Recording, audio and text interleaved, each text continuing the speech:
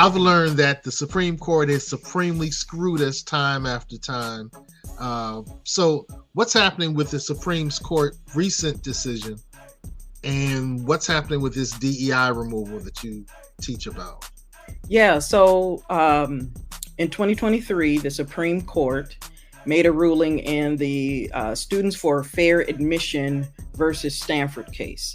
So this was a case that was brought by Edward Blum, we talked about just recently, who was attacking Harvard for their affirmative action policy, which was to admit, diverse students into the schools. So Blum, what he did was he created an organization called Students for Fair Admissions. And he tried to say that the majority of those students who were making the complaint or who had joined his organization were Asian American. The facts don't bear out, though.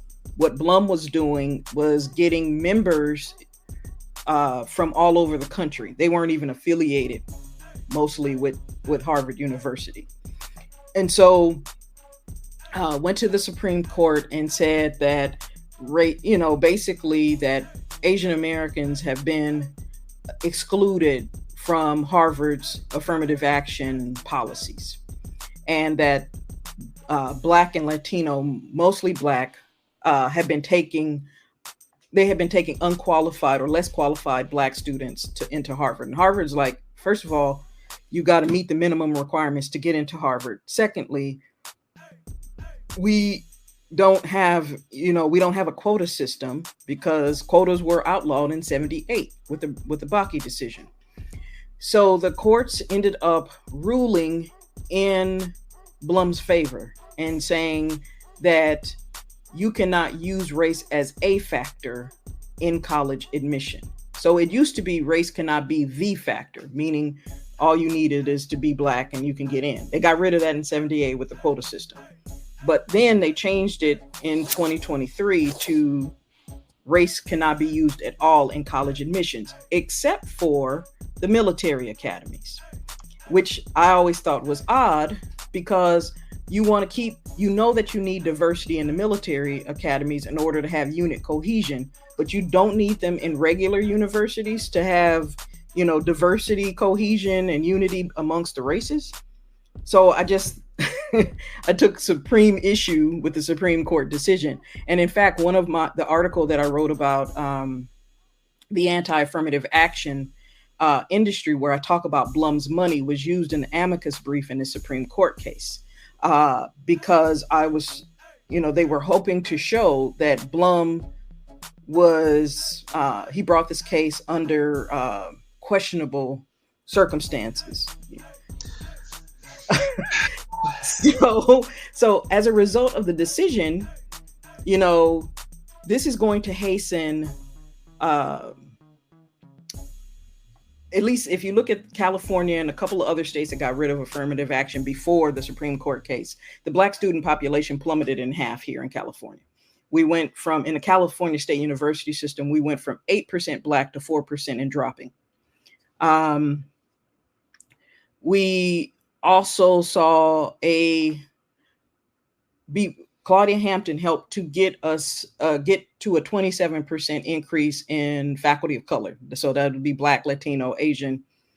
But that number peaked in 1990, and it has remained the same since then. And the problem is that the number of students of color has increased threefold.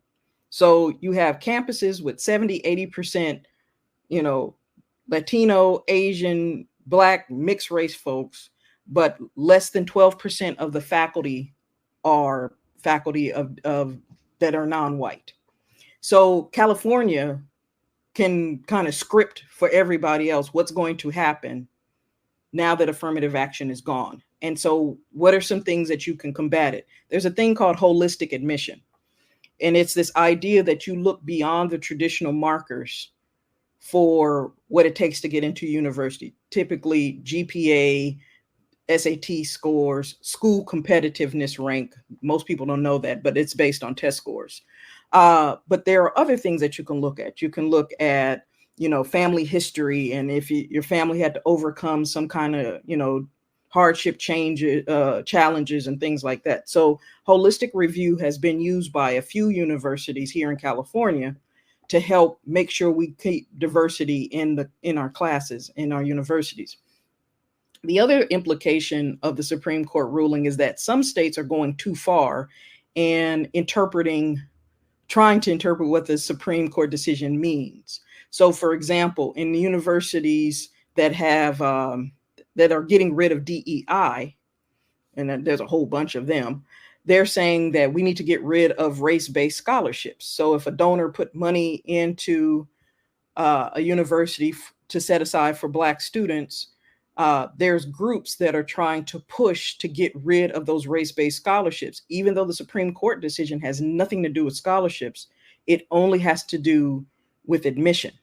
So we got to, like, those scholarships are in jeopardy. The way to combat it is to do it through two vehicles. One, through community organizations like fraternities and sororities. And we've been doing, the Divine Nine have been doing that for many, many years.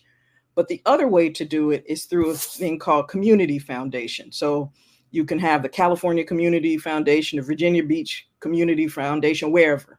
And that is the way in which you can funnel money, and it can be earmarked to say, this is a scholarship for a Black student.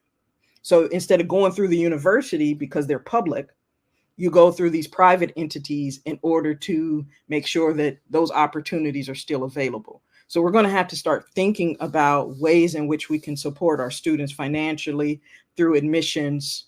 So we use holistic review, we use community foundations, we use community organizations as the vehicle to make sure our students are supported. Intriguing. So evil supremacy is using politics, legislation, and philanthropy for their fight. Yeah. Yeah. All right, Doc. Wow, you all right, let's end with I guess one last piece that really intrigued me when I read your information. Combating the cultural identity taxation trap. Yeah. What is that? What does the question mean? And then tell us about it. Yeah. So the cultural identity taxation trap it takes two concepts and merges them. So there's cultural taxation. So when you are a Black person in a white institution, oftentimes they'll tap you to be the diversity person. Can you do this for Black History Month? Can you talk about Martin Luther King holiday? Can you put together a diversity workshop? And so that's that cultural taxation. You don't get paid for it. They don't acknowledge the work. They just think that you want to do it or whatever. The identity taxation is when you are a woman and you are expected to mother people through their crisis. They come to you and say, I had it all the time. I had students who would say, Dr. Nicol, I'm pregnant and my family is against abortion. What should I do? And I'm sitting there like, I'm not trained for this. And I ain't your mama. Yeah. But there was this constant, because they felt a comfort with me. So you combine the two, the Black woman who people would come to rely on, and they would rely on me in a lot of ways to also be the heavy who would say stuff that no one else wanted to say out loud. So, when you're sitting in a meeting, and especially you're online, and you would get these DMs like, oh, I'm glad you said that. Well, you could have said it too. You know why? I got to put my job on the line. And so the cultural identity trap is this idea of that you enter into a space, they celebrate you at first, and then you start to realize they're using me for their own ends, and they're not giving me credit for this work. And so the article was about what are some strategies to combat that. What are some ways in which you can make sure that you're doing the work that you signed up for and that you want to do. And I was talking about that article was in reference to me becoming a department chair. So I was the department chair for Africana Studies. And, you know, because you're a department chair, people are all often coming to you with all their crises, you know, whether it's their paycheck or the classroom. And so I wasn't filling my cup when it came to my own research or taking care of my health, because I was constantly being asked to serve on these committees and do all these things. So I finally just said, oh, no, stop. We're not going to do all that. I am going to prioritize my research. So I kept working on my research. I would push back and say, no, I can't do that. Oftentimes I would say I bill at $500 an hour for consulting work above my job. So that would stop a lot of the stuff on campus, you know, and, you know, told people like, you know, you have to pay me to pick my brain. Ooh, say that again. Say it for the people in the back. You have to pay me to pick my brain.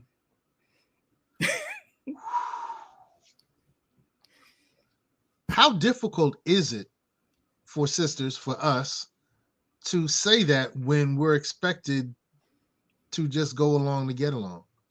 Yeah, I think it's super challenging. You really have to know yourself and be real clear, firm in who you are. You also always have to enter these jobs with an exit strategy in mind. In any job that I've entered into, I had a fallback position. So I started out as faculty. Actually, I was an administrator before I was faculty. And then when I became faculty, I said, well, if this doesn't work, I can go back to administration. And I would front load my politics. So instead of, I would just let people know, like, you know what, I don't believe in diversity. And they just look at me like I was crazy. Like, what? Ooh. I said stuff like that and people would look at me like I'm dumb. And I'm looking at them like they're stupid. Yeah. And, whoa. Okay. So let me get your reason why you didn't believe in diversity. Well, I didn't believe in diversity because they think that it's simply a matter of adding a few specks of color here and there without changing the institutional culture. And so fundamentally, they're bringing you in and setting you up to fail because the institution is still rotten from the core. And so I would say, rather than you trying to focus on bringing in a new group of, you know, Black faculty or staff, let's look at the people who are currently here and listen to them about their experience and what can be changed before we start adding more people of color, because it's a revolving door oftentimes, particularly in these institutions, because they haven't dealt with the, you know, the white guy down the hall who never pronounces the Black folks' name right, or the white woman who clutches her purse every time a Black man enters into the elevator with her. Like, they don't want to deal with those things. And so, but they think that, oh, if we just add a few more of you, that'll satisfy. That's not, the institution needs to be decolonized. You gotta clean up the institution and then add more people. You can't add more people and think it's going to change. Wow. Code Keepers, we've had a real awakening with this content. We're going to end with some commercials. So I'm going to do mine first. And then, Doc, I want you to really pitch your book so we can go out and get it. So Code Keepers, you know where I'm about to go. You know what I'm about to do. It's that time. Say that they are living paycheck to paycheck. You will be wealthier. My wife and I were flipping our first house. When you shift the way you see things, then your life is going to shift. Money is a tool for what you want. Money is not what you want. You don't want money. So that goes to show that you don't have faith when you do not take your money and put it into those accounts to earn interest. When you're scared thinking that something is going to happen, God says, who are you trusting in? Because I'm the one that has created the money system. Well, I then got offered $350 million for my company. It says you owe about $538,000. That the individual and the individual family unit is responsible for filling their own cups. I went from being homeless and living on the street to owning properties in Baltimore. And that's why I decided to start a bank. This is something that Martin Luther King spoke about. Stupid mistakes and failures. We continued stumbling forward because the Black community, for the most part, had to go in rent.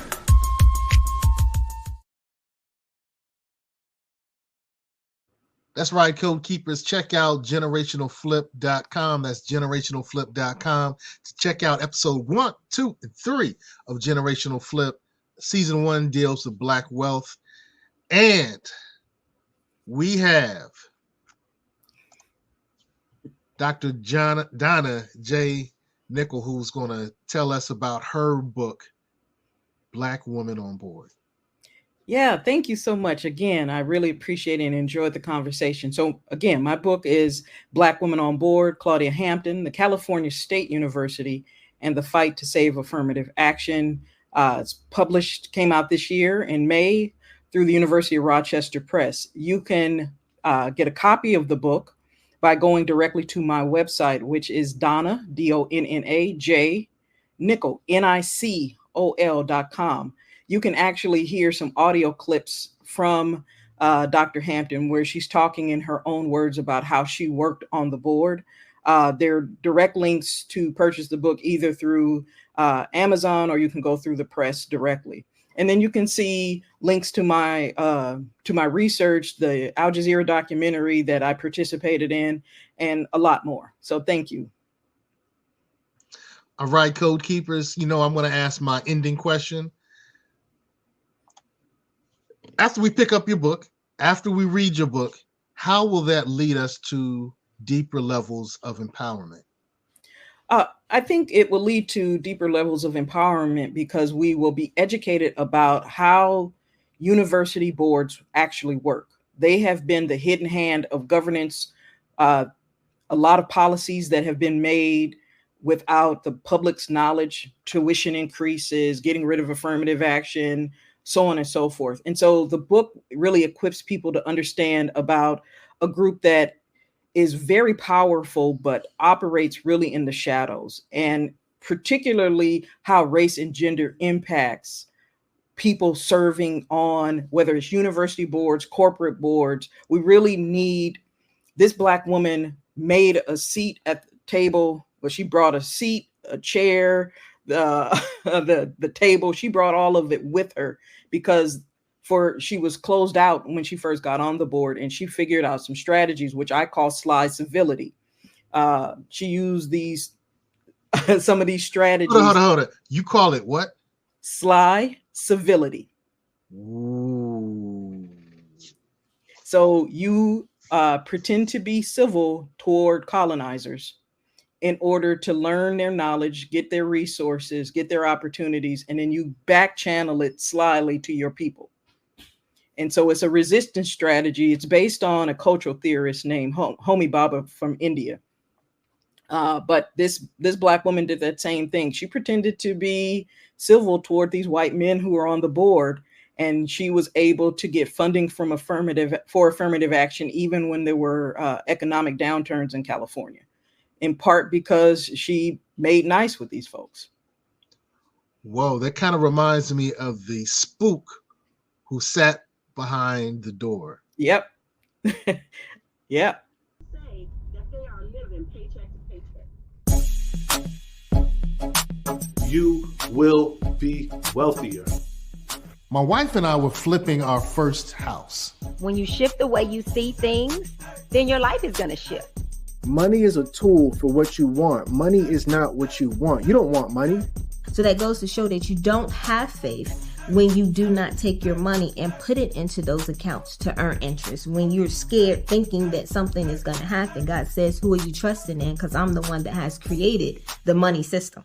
Well, I then got offered $350 million for my company. It says you owe about $538,000. That the individual and the individual family unit is responsible for filling their own cups. I went from being homeless and living on the street to owning properties in Baltimore. And that's why I decided to start a bank.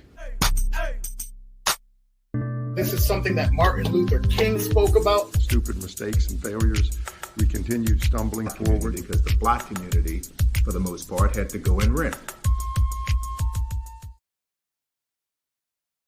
Okay. Code Keepers, pick up the book, Black Woman on Board. Whew, doctor. This was a great conversation. Code Keepers, you know what to do. You know, we say this all the time at the end of our show. So get on code, share the code, teach the code, become the code. Our code is empowerment, and we love you. Peace.